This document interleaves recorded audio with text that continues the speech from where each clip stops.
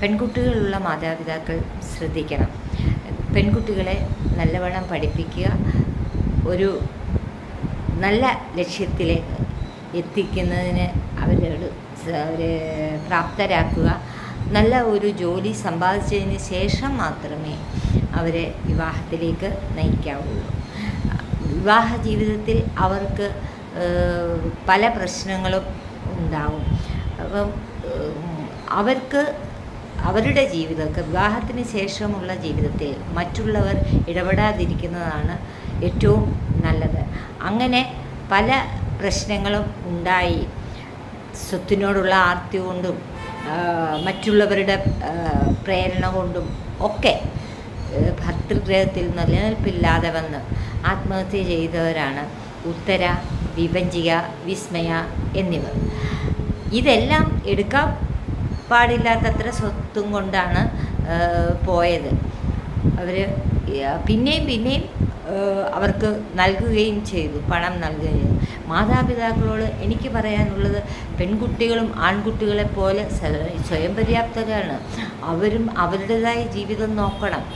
അപ്പം അതിന് നമ്മൾ അവരെ അനുവദിക്കണം.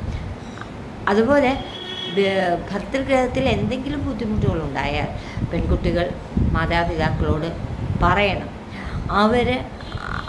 അവർ കുട്ടികൾ പറയുമ്പോൾ അത് ശ്രദ്ധിക്കുകയും അവരുടെ ബുദ്ധിമുട്ടുകൾ മനസ്സിലാക്കുകയും അവരെ പിന്നെയും പ്രേരിപ്പിച്ച് അവിടേക്ക് തന്നെ നയിക്കാതിരിക്കുകയും ചെയ്യുക. ദയവ് ചെയ്ത് അങ്ങനെ അവരെ പ്രേരിപ്പിച്ച് മുന്നോട്ട് നയിക്കാൻ വിടരുത്.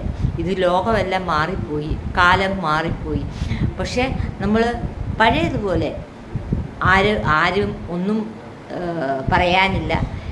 പുതിയ ഒരു ലോകത്തിലാണ് നമ്മളെല്ലാവരും ജീവിക്കുന്നത്. അപ്പോൾ അന്നേരം കുട്ടികളെ നിർബന്ധിച്ച് പീഡന സ്ഥലത്തേക്ക് പറഞ്ഞു വിടാൻ ശ്രമിക്കരുതേ ദയവായി.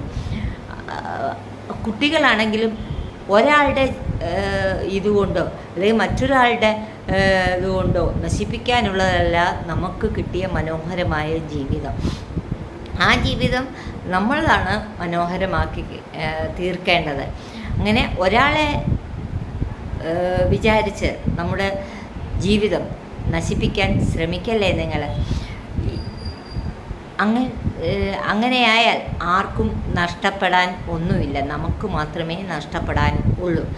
കുറേ നാൾ ജയിലിൽ കിടന്നിട്ട് അതിൽ നിന്ന് പരവുളായാലും അല്ലാതെ ജീവപര്യന്തം തീർത്തിട്ടാണെങ്കിലും വെളിയിൽ വരും. പിന്നെയും അവർ അതേപോലെ തന്നെ ജീവിക്കുകയും ചെയ്യും. അതിനുവേണ്ടി ദയവ് ചെയ്ത് നിങ്ങൾ അനുവദിക്കും. നിങ്ങളുടെ ജീവിതം നിങ്ങൾക്കാണ് മനോഹരമാക്കാൻ സാധിക്കുന്നത്. എല്ലാവരും നല്ല ചിന്താഗതിയോടുകൂടി മുന്നോട്ട് പോകണം. അവരുടെ ജീവിതയാത്ര പൂർണ്ണമാക്കുന്നതിന് വളരെയധികം ശ്രദ്ധിക്കണം. ആത്മഹത്യയിലേക്ക് പോകരുതേ ദയവ് ചെയ്ത്.